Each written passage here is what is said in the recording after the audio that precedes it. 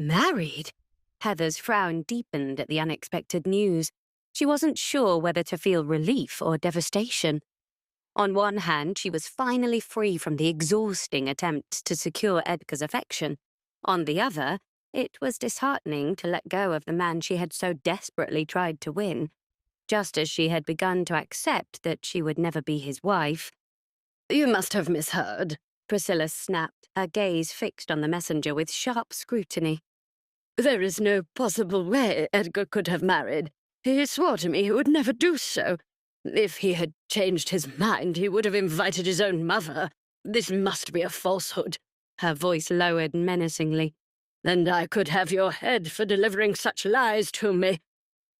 She was half tempted to order his execution merely for ruining her already unpleasant morning.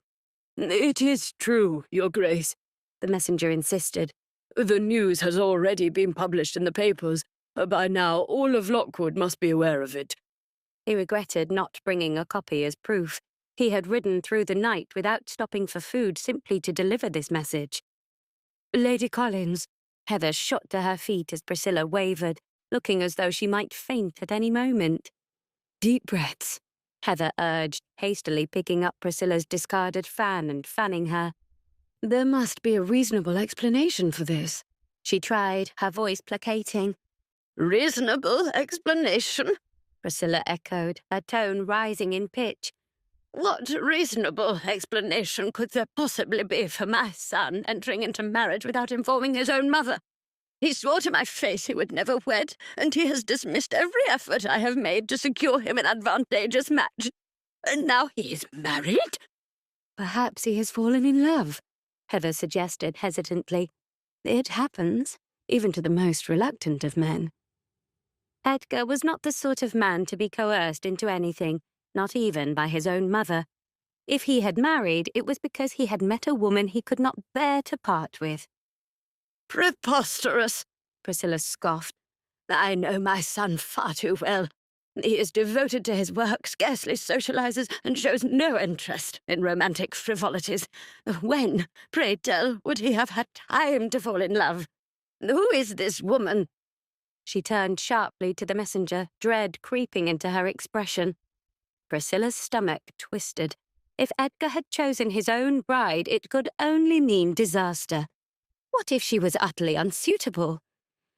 "I spoke to a witness at the church," the messenger relayed. "The bride wore a mask that concealed half of her face. I overheard the exchange between the couple and the priest." "Oh, out with it, man!" Priscilla snapped, her patience shredded. "What is her name?" "Alessandra Barrett, Your Grace, the daughter of Baron Desmond Barrett, or rather, the late Baron. There are whispers that he was killed last night, though I cannot yet confirm it." "Alessandra Barrett?" Heather repeated, frowning. The name was unfamiliar to her, and she had no recollection of ever meeting the Baron.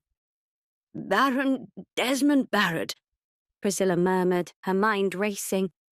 "I knew his wife, Katrina, and their daughter, Kate.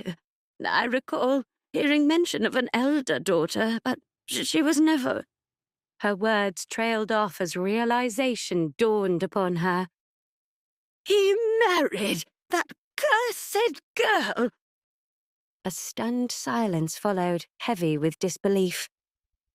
"This must be a falsehood," Priscilla declared, though even she was beginning to suspect otherwise. Wait, that's not the end. You've just had a free taste. Now get the full story on the Pocket FM app, link in description.